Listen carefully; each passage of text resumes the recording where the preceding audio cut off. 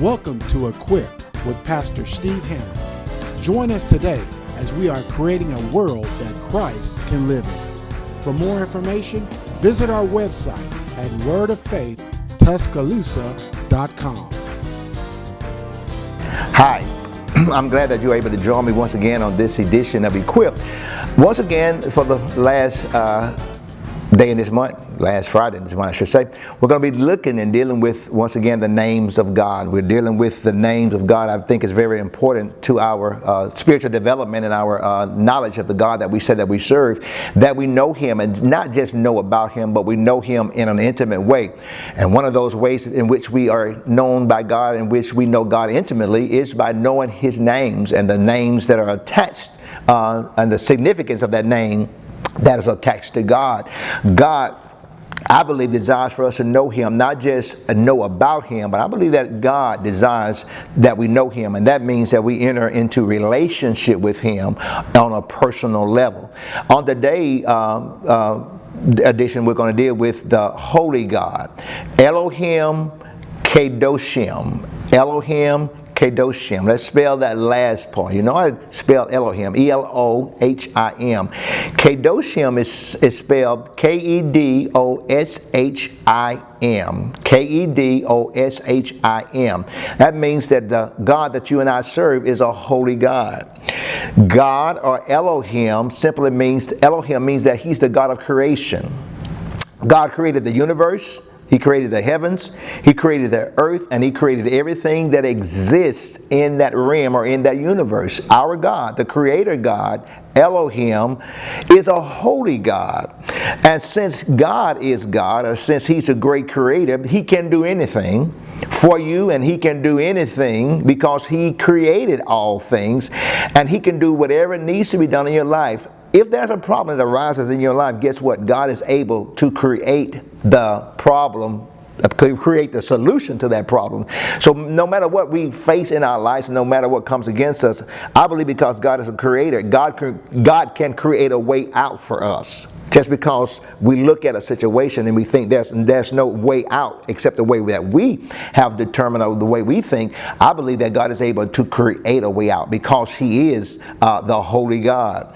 Listen, there is no God like our holy God. There is no one that is holy like Him. He's alone by Himself. He's separate. He's other. There is no one, there's nothing that we can compare to God. In other words, there's no other God besides Him.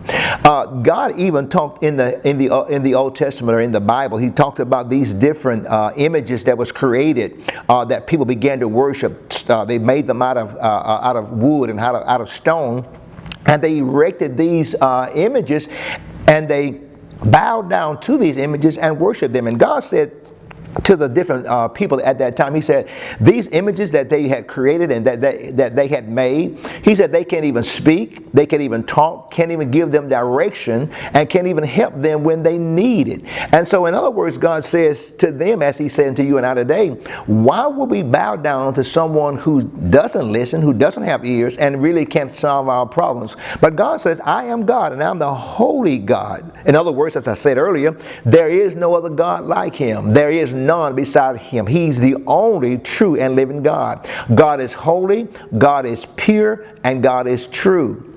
Now, since God is holy, it is His desire that you and I be holy just like He is. I know, I hear you already saying, no one can be holy. Well, the Lord, if He says, for I am holy, be ye holy, then there must be an aspect of our character and our nature which can attain to the holiness that God says that we can have. This comes about through Jesus Christ. In order for you and I to obtain the holiness and the righteousness that God desires for you and I to have, is that we have to allow Jesus Christ to come into our heart.